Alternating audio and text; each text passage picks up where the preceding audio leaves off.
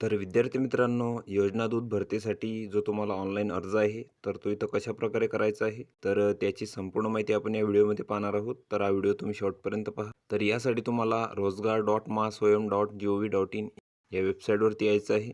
याची लिंक तुम्हाला डिस्क्रिप्शनमध्ये दिलेली आहे. तर या वेबसाईटवरती आल्यानंतर तुम्हाला इथं नवीन असाल तर इथं नोंदणी करायची आहे. त्यानंतर तुम्हाला इथं रजिस्ट्रेशनचा फॉर्म इथं ओपन होईल. त्यानंतर तुम्हाला इथं तुमची माहिती भरायची आहे. तुमची इथं संपूर्ण नाव भरायची तुम्हाला. त्यानंतर तुमची इथं जन्मतारीख टाकायची आहे. त्यानंतर इथं जेंडर निवडून घ्यायचं आहे. त्यानंतर तुमचा आधार क्रमांक इथं टाकायचा आहे. त्यानंतर तुमचा इथं मोबाईल नंबर टाकायचा आहे. त्यानंतर हा कॅप्चा टाकून तुम्हाला इथं अकाउंट क्रिएट करायचं आहे. अकाउंट बनवल्यानंतर तुम्हाला इथं लॉग इन करायचं आहे. तुमचा आधार नंबर आणि तुमचा पासवर्ड टाकून.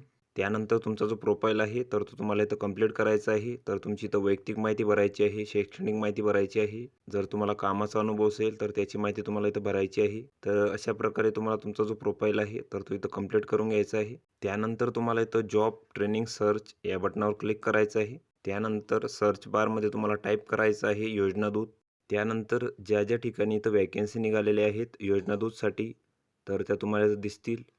तर इथं बघू शकता इथं धुळे आहे, त्यानंतर इथं सातारा आहे. तर अर्ज करण्यासाठी तुम्हाला इथं अप्लाय या बटनावर क्लिक करायचं आहे. अप्लाय या बटनावर क्लिक केल्यानंतर तुम्ही या व्हॅकन्सीसाठी इथं अप्लाय केलेलं आहे.